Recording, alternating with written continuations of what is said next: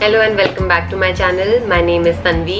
In today's video we will discuss things regarding the flat head problem that arises in newborns. Flat head is a very common thing to happen in newborn babies, and it is mainly caused because of constant pressure on certain portion of the baby's head.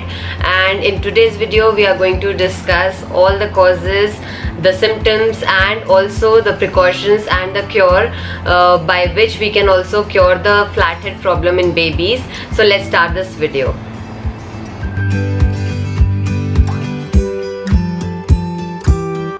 सबसे पहले हम लोग बात कर लेते हैं कि flat head actually होता क्या है। नाउ वी नो कि बच्चे जो हैं वो बहुत टाइम के लिए सोते हैं, वो लाई डाउन ही करते हैं अपनी बैक के सहारे, और उनका हेड भी सारा टाइम जो है बेड पे ही रहता है। तो इसके चक्कर में क्या होता है, कांस्टेंट जो प्रेशर है उनकी बॉडी का, वेट का, तो वो उनके हेड पे और बैक पे बना रहता है। जो बेबीज़ का हेड रहता है वो काफ़ी सॉफ्ट रहता है शुरू के दिनों में, तो वो सॉफ्ट जो हेड है उस पर अब जब कांस्टेंट प्रेशर एक तरफ से पड़ता रहता है तो वहाँ से जो बेबी का सिर है वो फ्लैट हो जाता है या फिर चपटा हो जाता है। तो अब ये चपटा जब हम लोग बेबी का सिर देखते हैं, जो न्यू पेरेंट्स होते हैं, तो वो काफ़ी घबरा जाते हैं कि बेबी का सिर जो है वो रेगुलर या सर्कुलर नहीं लग रहा है, कुछ डिफरेंट लग रहा है शेप में। तो देखिए, इसमें घबराने वाली कोई भी बात नहीं है। अगर आप अपने डॉक्टर से भी कंसल्ट करेंगे तो वो आपको यही समझाएंगे कि आपका ये जो बेबी का हेड है वो कुछ टाइम में अपने आप ठीक हो जाएगा और अपने आप सर्कुलर हो जाता है।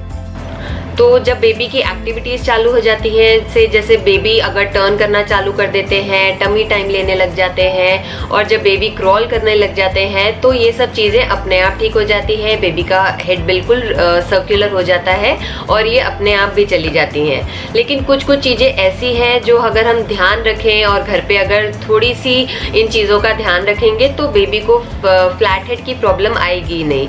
तो आइए डिस्कस करते हैं वो वन बाय वन क्या क्या चीज़ें हैं जो हमें करनी चाहिए जिससे हम फ्लैट हेड को अवॉइड कर सकते हैं।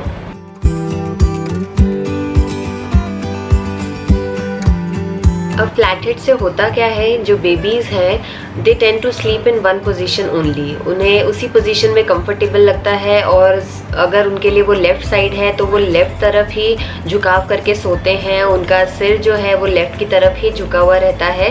तो इस केस में बस आपको ये कोशिश करनी है कि आप बच्चे को दोनों तरफ सुलाने की कोशिश करें। अगर वो लेफ़्ट साइड ज़्यादा झुकाते हैं सिर, तो आप कोशिश करें कि वो राइट साइड भी आप अपने हाथों से उनको थोड़ा सा टर्न करके सुलाएं, या लेफ़्ट साइड पे कुछ ऐसी चीज़ रखें जिससे वो लेफ़्ट तरफ ज़्यादा न मोड़ पाएँ, ज़्यादा न टर्न हो पाएँ। तो बस ऐसा कुछ आपको करना है कि आप थोड़ी थोड़ी टाइम बाद उनकी जो पोजीशन है वो स्विच करते रहें। तो ये भी चीज़ काफ़ी हेल्पफुल होगी आपके लिए। अब जो सेकेंड रीज़न आता है मोस्टली वो ये आता है कि अगर आप बेबी को ब्रेस्ट फीड कर रहे हैं, तो कई बार बच्चों के साथ होता है कि वो एक ही तरफ से ब्रेस्ट फीड लेने की उनको आदत पड़ जाती है और वो दूसरी साइड से बिल्कुल भी ब्रेस्ट फीड नहीं लेते हैं। तो आपको तो ये कोशिश करनी चाहिए कि एटलीस्ट 15 मिनट्स आप दोनों तरफ से बेबी को, दोनों साइड से आप बेबी को ब्रेस्ट फीड करें अगर ब्रेस्ट फीड करते हैं। अदरवाइज भी अगर आप बॉटल फीड भी करते हैं, तो अगर आप आर्म्स में भी बेबी को रखते हैं तो कोशिश करें कि दोनों साइड में आप रख के बेबी को फीड करें, जिससे कि जो प्रेशर है वो दोनों साइड पे इक्वली डिस्ट्रीब्यूट हो और फ्लैट हेड की प्रॉब्लम ना आए। अब जो थर्ड और मोस्ट इम्पॉर्टेंट चीज़ है जो मैंने भी बहुत यूज़ करी वो है राई पिलो का यूज़ करना। तो राई पिलो बहुत सिंपल सा पिलो होता है जिसमें राई के दाने भर के, उसको आप घर पे भी बना सकते हैं, रेडीमेड भी मिलता है। तो राई का पिलो जब आप यूज़ करेंगे तो उससे फ्लैट हेड की प्रॉब्लम पूरी तरह से ख़त्म हो जाती है। जैसे ही बेबी सोते हैं तो उनके सिर के नीचे जो राई का पिलो अगर हम यूज़ करते हैं तो वो उनके सिर के शेप के अकॉर्डिंग जो है राई वो एडजस्ट हो जाती है और मूव हो जाता है, वो उस पिलो में ही राई एडजस्ट हो जाती है। तो उसके कारण जो है बेबी के सिर में किसी एक पर्टिकुलर जगह पे कांस्टेंट प्रेशर नहीं बनता है, इसलिए जो है फ्लैट हेड की प्रॉब्लम हम कहीं हद तक अवॉइड कर सकते हैं। नेक्स्ट जो चीज़ कई लोग रेकमेंड करते हैं वो है मसाज। मसाज तो हमें बेबी की और जो ऑयल मसाज है हेड पे डेली ही करनी चाहिए, बट इस चीज़ का मैं खुद से आपको रेकमेंड नहीं करूँगी। आपको हमेशा बेबी के लिए जेंटल मसाज ही यूज़ करनी चाहिए। कोई भी ऐसी तरह की मसाज जो कि आप बहुत स्ट्रेन लगा के कर रहे हैं तो वैसे आप बिल्कुल अवॉइड करें।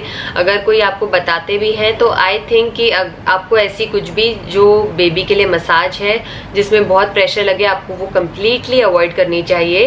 बेबीज़ का सिर जो है वो बहुत ही सॉफ्ट होता है, तो उस टाइम पे वो डेवलप होता है धीरे धीरे। तो उसको पूरा आपको ध्यान रखना है कि जब आप मसाज भी कर रहे हैं तो बिल्कुल मिनिमम प्रेशर से आप मसाज कर रहे हैं। तो मसाज से भी काफ़ी फ़र्क पड़ता है, लेकिन मसाज बिल्कुल हल्के हाथों से और लाइट प्रेशर से ही करें।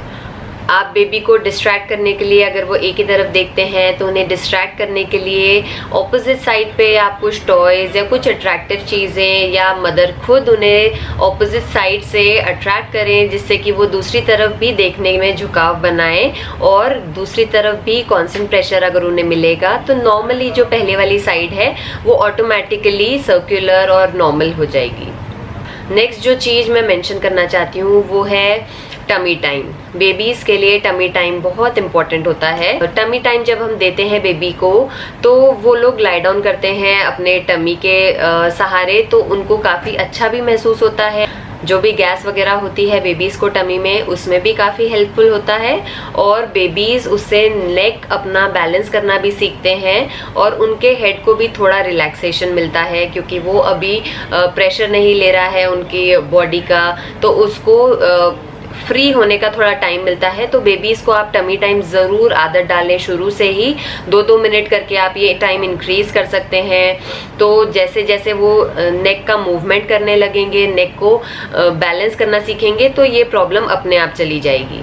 टमी टाइम से ही रिलेटेड है बेबी को अपराइट होल्ड करना। अब जैसे बेबी को आप बर्प करने के लिए भी जिस पोजीशन में लेते हैं, जैसे अपराइट उनको होल्ड करते हैं, उसी पोजीशन में अगर आप बेबी को रखते हैं, गोद में उठा के भी रखते हैं कुछ देर के लिए, तो उनकी जो सिर पे जो प्रेशर आता है, जो वो बेड पे लेटे लेटे रहते हैं, तो वो काफ़ी टाइम के लिए रिलीज होता है वो प्रेशर। तो इसलिए आप कोशिश करें कि कुछ टाइम आप बेबी को गोदी में भी अपराइट उठा के रखें, जिससे कि उनकी नेक को और जो उनका सिर है उसको भी प्रेशर से थोड़ा रिलीफ मिले। तो ये सारी थी छोटी छोटी सी बातें जिनका आप ध्यान रखेंगे तो घर में ही कोई प्रॉब्लम के बिना आपका जो बेबी का फ्लैट हेड है उसकी प्रॉब्लम खत्म हो जाएगी। बेबी का जो सिर का आकार है वो बिल्कुल ठीक हो जाएगा। इसमें आपको ज़्यादा चिंता करने की ज़रूरत नहीं है। अदरवाइज अगर आपको बहुत ज़्यादा कुछ वरीसम लग रहा है तो डेफिनेटली आप अपने डॉक्टर से ज़रूर कंसल्ट करें, बट यूजुअली ये मोस्ट ऑफ द केसेस में खुद से ठीक हो जाता है। न्यू पेरेंट्स इसकी ज़्यादा चिंता ना करें। तो इसी के साथ बस मैं एंड करूंगी आज की ये वीडियो। आपको वीडियो अच्छी लगी है तो डेफिनेटली इसको लाइक ज़रूर करें, सब्सक्राइब करें मेरे चैनल को। अगर आप न्यू व्यूअर हैं तो भी सब्सक्राइब करना ना भूलें, सब्सक्राइब ज़रूर करें। और ऐसी इन्फॉर्मेटिव वीडियोस देखने के लिए अपने दोस्तों से जो न्यू पेरेंट्स हैं आप उनके साथ ये वीडियो शेयर कर सकते हैं। मैं देखूंगी आपको मेरी नेक्स्ट वीडियो में। Till then stay happy, take care and don't forget to subscribe. Bye bye.